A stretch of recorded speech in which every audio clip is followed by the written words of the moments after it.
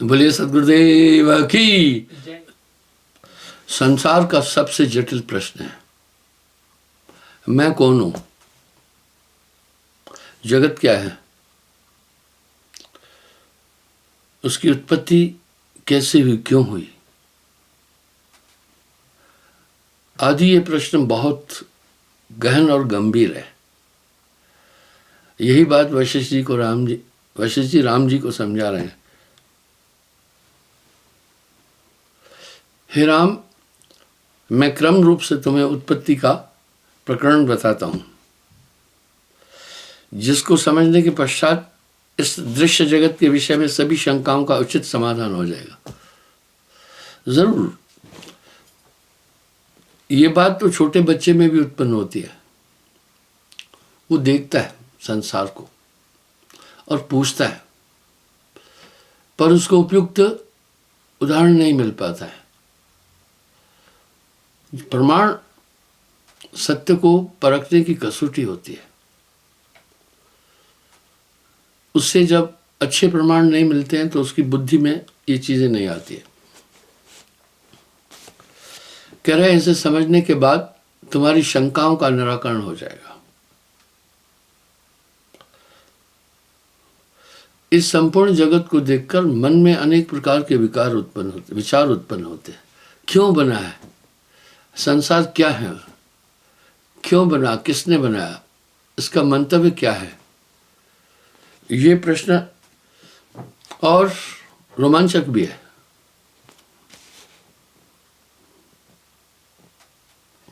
इसका स्वामी कौन है,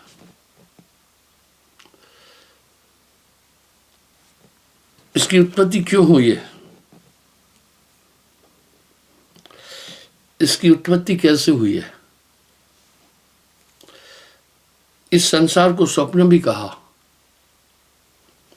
जैसे निद्रा में अनायास ही स्वप्न की उत्पत्ति हो जाती है,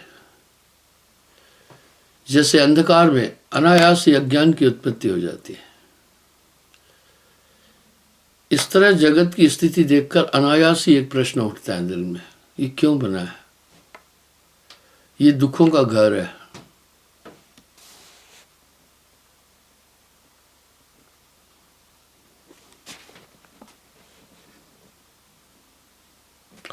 और इसका उत्तर सहज नहीं समझ में आता है।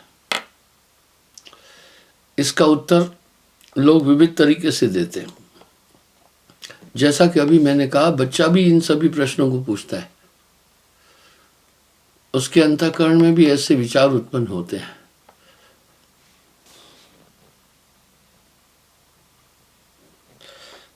हे राम, जिस प्रकार कोई मनुष्य अपने को स्वप्न में राजा और रंक के रूप में देखकर प्रसन्न और दुखी होता है,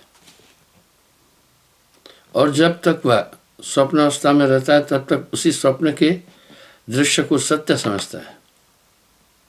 सही बात है, चाहे कितना भी अकलमंद क्यों नहीं है, स्वप्नावस्था में देखने वाले पदार्थों को यथार्थ मानता है। ऐसा क्यों है? जबकि स्वप्न स्वप्न है, उस समय बुद्धि इस प्रकार से हो जाती है, हमारी कोशिकाओं का खेल है। अंधकार में स्वतः ही अज्ञान की उत्पत्ति होती है। निद्रा भी एक अज्ञान अवस्था है। जागृत अवस्था को चैतन्य अवस्था कहते हैं, पर इसमें भी अज्ञान है। मैंने इन अवस्थाओं के विषय में कई बार बोला है। जागृत, स्वप्न, सुसुप्ति, तुरीयातीत। जब हम सब सुसुप्ति में चले जाते हैं, इसको कामा भी कहते हैं, घोर नींद भी कहते हैं, और बेहोशी भी कहते हैं। उस समय हमारी चेतना अभी से 1000 गुना कम हो जाती है। बस खेल चेतना का है। नहर में उतना ही पानी आता है जितना कैनाल हेड से छोड़ते हैं। यही खेल है संसार का। वास्तविकता यह है कि जो कुछ अभी देख रहे हैं, यह भी स्वप्न है, यह भी स्वप्न है। बुद्धि और इंद्रियों के कारण से ये भौतिक स्थूल संसार हमें अनुभव हो रहा है। नानक देव जी ने इसका निरूपण अपनी वाणी में सरल तरीके से किया है। जो सपना पेखना जग रचना तिम जान, इसमें कुछ साचो नहीं, नानक साची मान। ठीक वैसा ही जैसे निद्रावस्था में स्वप्न देखने वाले आप ही हैं, पर निद्रावस्था भ्रमांक है, पर उस अवस्था में रहकर आप इसका निर्णय नहीं कर पाते हैं। उस अवस्था में रहकर आपको स्वप्न यथार्थ प्रतीत होता है। इसी तरह ये जगत इस चैतन्य अवस्था के कारण, जागृत अवस्था के कारण नित्य लगता है। लेकिन जब ये जीव फिर तुरिया में जाता है तभी संसार और ये अवस्था तब भ्रमांक लगती है और तुरियावस्था नित्य लगती है। लेकिन उससे भी उठकर जब ये तुरियातीत में जाता है तो तुरिया भी उसे स्वप्नवत लगती है। क्या खेल है ये। उससे फिर उठकर के तुरियातीत के पार जाता है तो तुरियातीत भी भ्रमांक लगती है। यानी ये अवस्थाएं, ये सभी चीज़ें एक स्वप्न है। इसकी पुष्टि साहिब की वाणी में होती है। जगत है रैन का सपना, समझना कोई हाँ अपना। बंधु, लेकिन ये माया का बहुत बड़ा खेल है। अभी जागृत अवस्था में आपकी कुछ कोशिकाएं काम कर रही है। ये पूरा शरीर से ही इन अवस्थाओं की प्राप्ति होती है। आप ध्यान देना, जो प्रेत आत्माओं में अन्य योनियों में जाते हैं वो भी एक अवस्था में रहते हैं। उस अवस्था को हम चेतन अवस्था नहीं कह सकते। जैसे मूर्छावस्था में पड़ा हुआ आदमी श्वास तो लेता है, सब क्रियाएं भी कर रहा है, लेकिन वो मूर्छित है। इसी प्रकार ये अवस्थाएं सब माया भी हैं। शरीर की कोशिकाओं की ऐसी संरचना है। अभी आप जागृत में हैं, पता है स्वप्न अवस्था वाली नाड़ियां जो स्वप्न दिखाती है अभी वो सुषुप्त अवस्था में है, क्योंकि रात भर आपको स्वप्न दिखाकर वो कोशिकाएं थक गई हैं, अब वो सो गई है। और जब वो कोशिकाएं काम कर रही थी रात्रि में निद्रावस्था में, उस समय आपकी ये जागृत अवस्था की कोशिकाएं आराम कर रही थी और सुबह के समय ये उठ गई। इन्होंने रात में आराम कर लिया। जैसे उल्लू रात में देख सकता है, दिन में नहीं। इस तरह हमारी वो कोशिकाएं जो दिन में देख रही है संसार को, वो रात में नहीं देख सकती है, वो थक जाती है। लेकिन एक कौतुक की बात है, कभी कभी इन दोनों अवस्थाओं का मिश्रण हो जाता है। तो आदमी कहता है आजकल नींद नहीं आ रही है। मेरे पास एक आदमी आया, बोला मैं 2 साल से नहीं सोया हूं। शायद ये बात साधारणतः गले के नीचे नहीं उतरती है। क्या हुआ था, उसकी जागृत और स्वप्न की दोनों कोशिकाएं आपस में मिश्रित हो गई। इसलिए न तो वो जागृत में है न तो वो स्वप्न में है। दिमाग अलग किस्म का हो जाता है। इसके साथ साथ आप देखना, जब आप नींद नहीं करते तभी भी आप चिड़चिड़े हो जाते हैं। बाकी चीज़ यानी क्या होता है, वो कोशिकाएं कह रही है हमें नहीं काम करना है, हमें सोना है, सोना है, सोना है। मैं एक उदाहरण देता हूं। द्वितीय विश्व युद्ध में एक सैनिक था।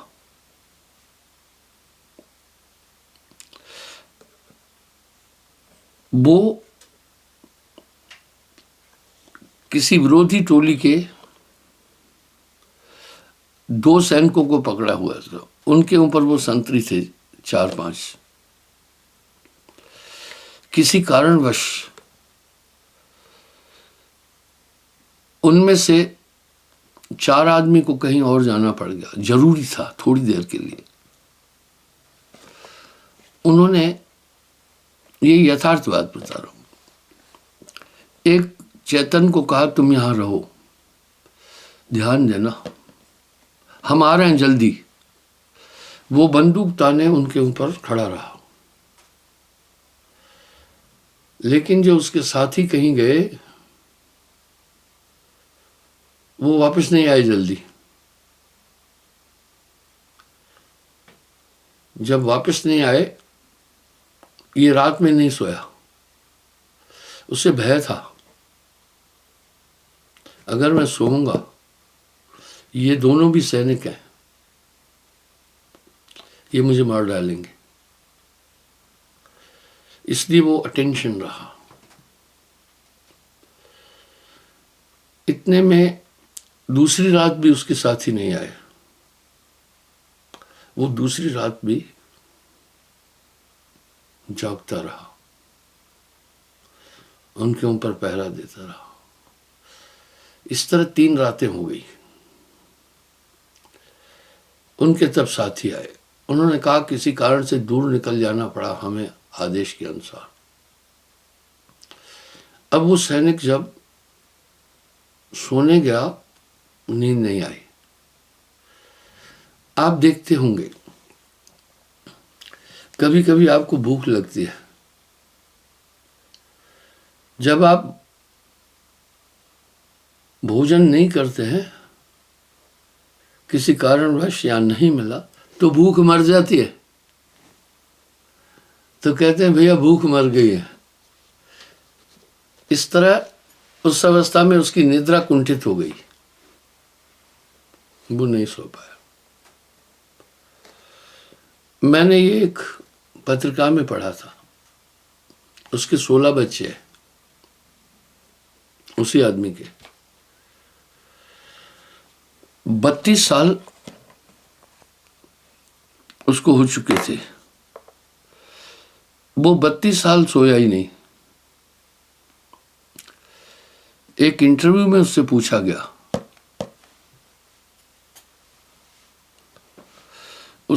गया,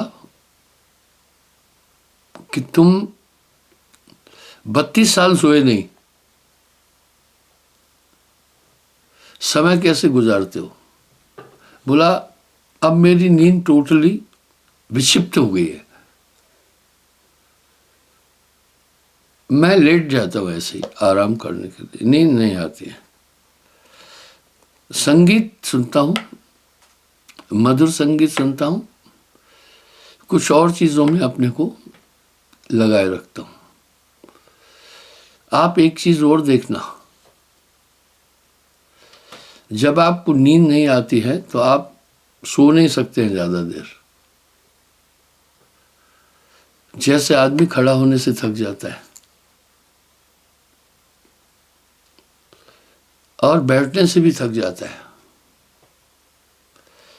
इनसे ज्यादा आदमी लेटने में थकता है। रहमन बिगड़े दूध के मथे न माखन होए। इसलिए जो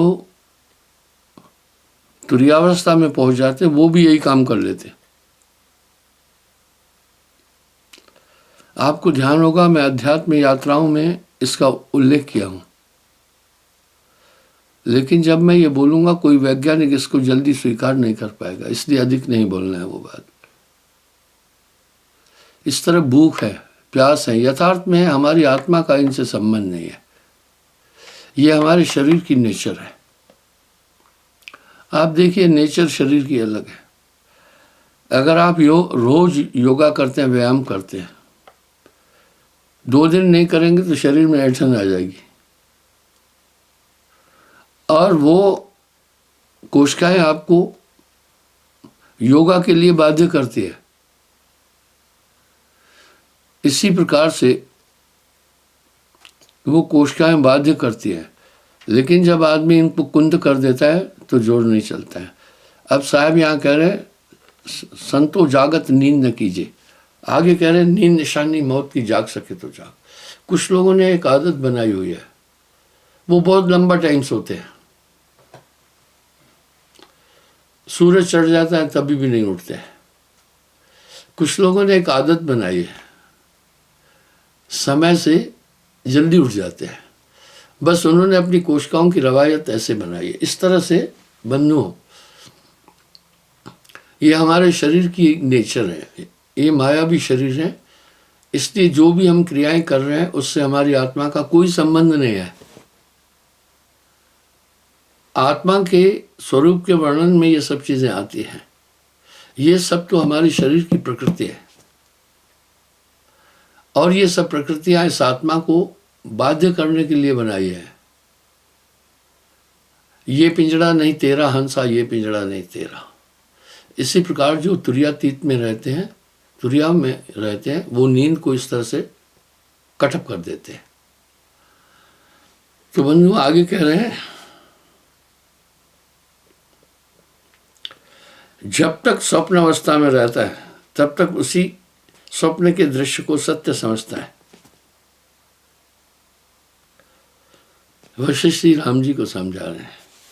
इसी प्रकार हम जब इस जगत रूपी स्वप्न को देखते हैं, वास्तव में वह कुछ भी नहीं है। हाँ, मैंने आपको कई बार इस पर सफाई दी है। ये जगत तो आपकी चित्त की सुफुर्णा है केवल।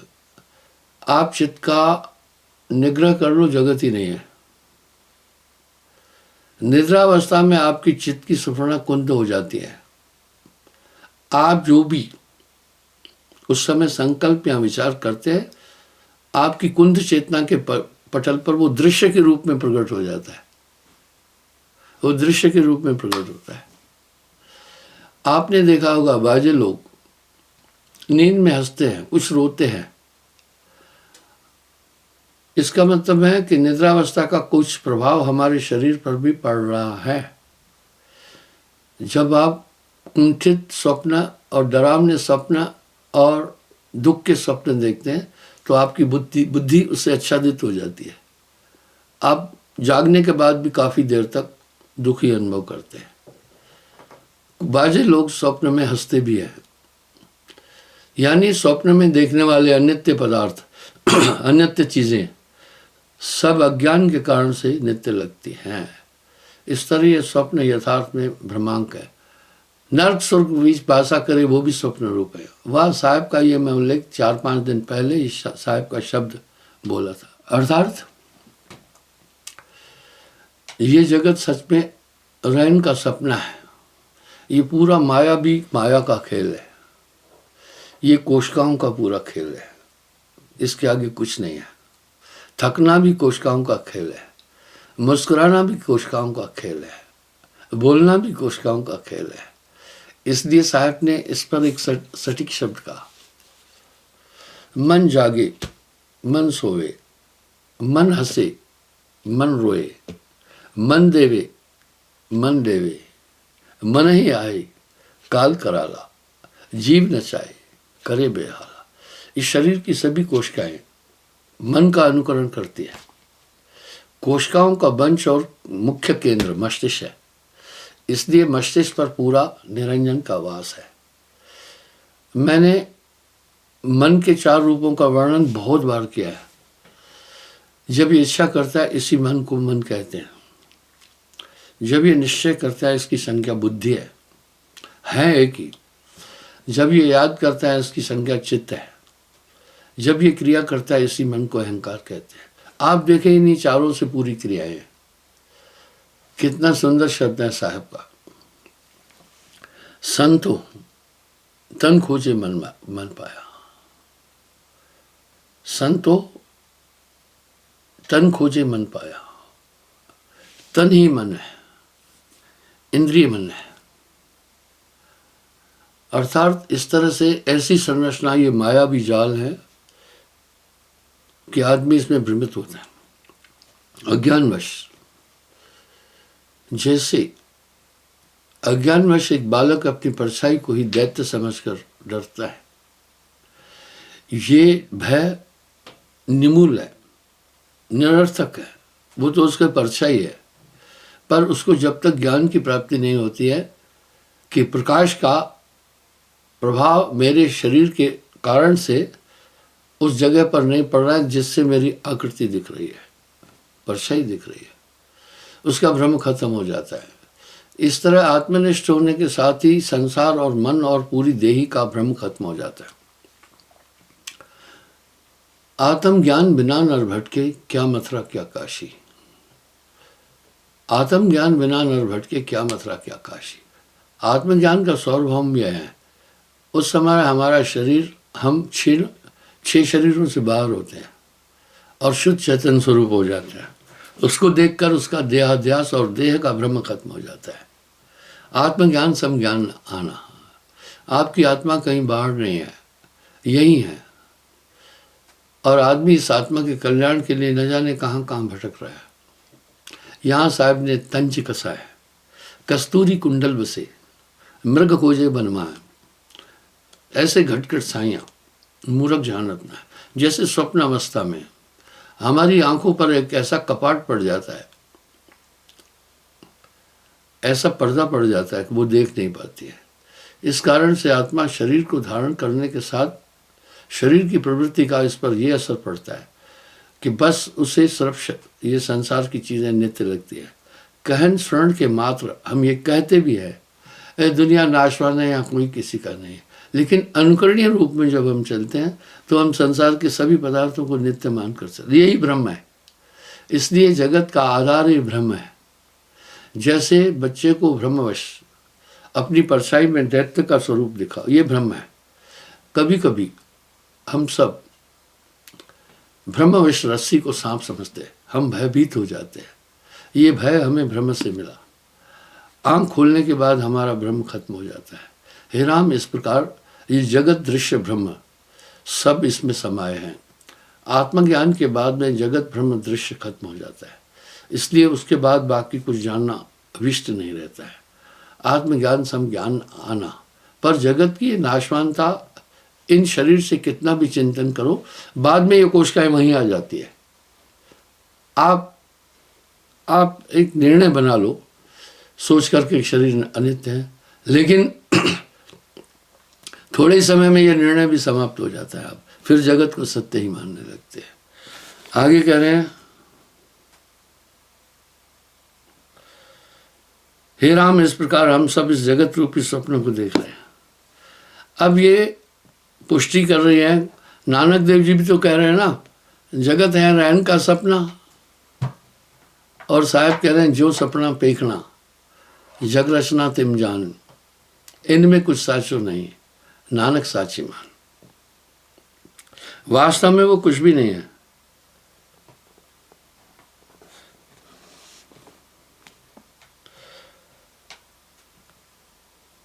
जब तक,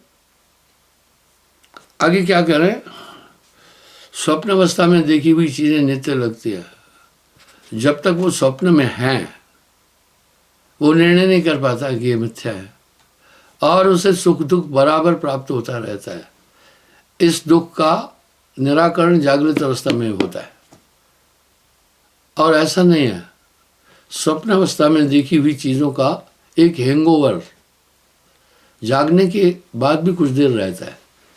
जैसे एक नशा करने वाला, मादक पदार्थों का सेवन करने वाला शराबी रात को शराब पीता है, रात गुजर जाती है, सुबह उठता है तो हम सोचते हैं होश में, नहीं, हैंगओवर में। अभी वो पूरे सूफी अवस्था में नहीं आया।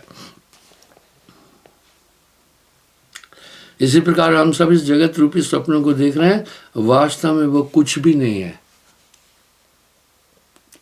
सब आकाश रूप में देखने वाले को जो वस्तु दिखाई देती है उसके साथ उसका जो संयोग होता है उसी को बंधन कहते हैं। वह जड़ चेतन ही ग्रंथ बढ़ गई, जड़ चेतन है ग्रंथ बढ़ गई, यद्यपि मिथा छूटत कर नहीं। जड़ चेतन की ग्रंथ बढ़ गई। इस तरह हमारी चेतन आत्मा इस शरीर को चलाकर आप ही बंध लो, अपने आप को खुद बांधी हुई है।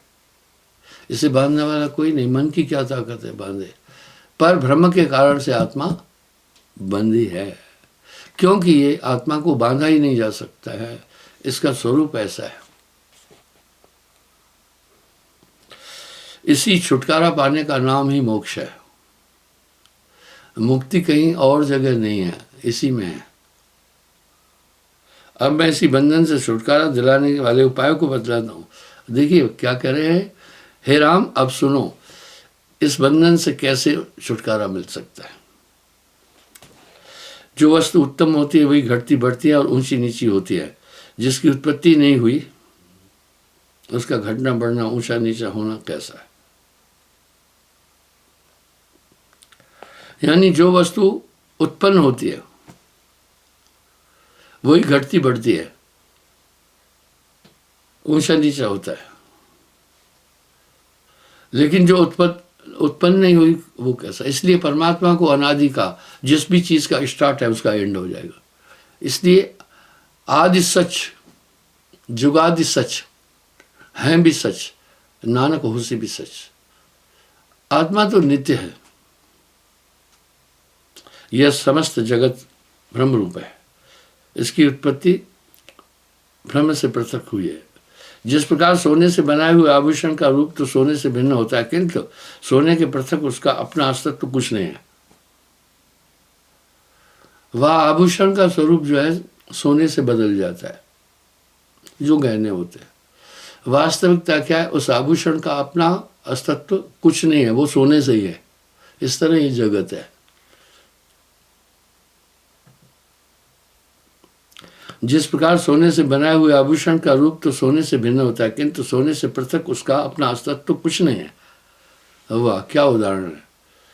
जिस तरह घड़ा घड़े के रूप में नजर आ रहा है, लेकिन मिट्टी के अतिरिक्त उसका अस्तित्व तो कुछ है नहीं, पर वो मिट्टी नहीं नजर आ रहा है उस समय। बस यही खेला है।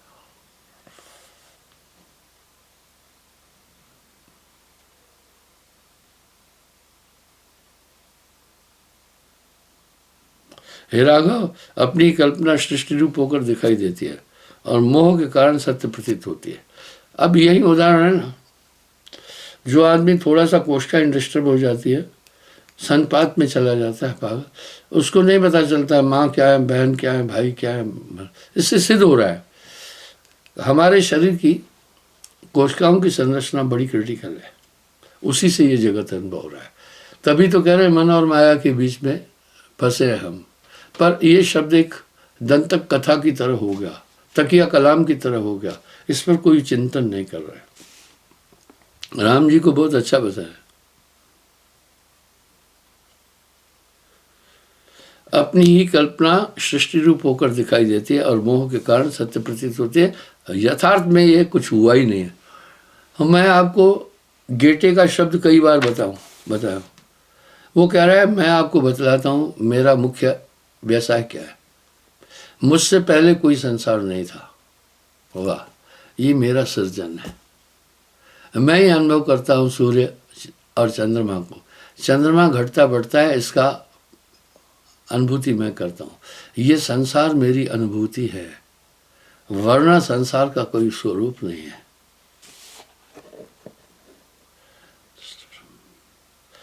और इसे दृश्य भ्रम कहते हैं।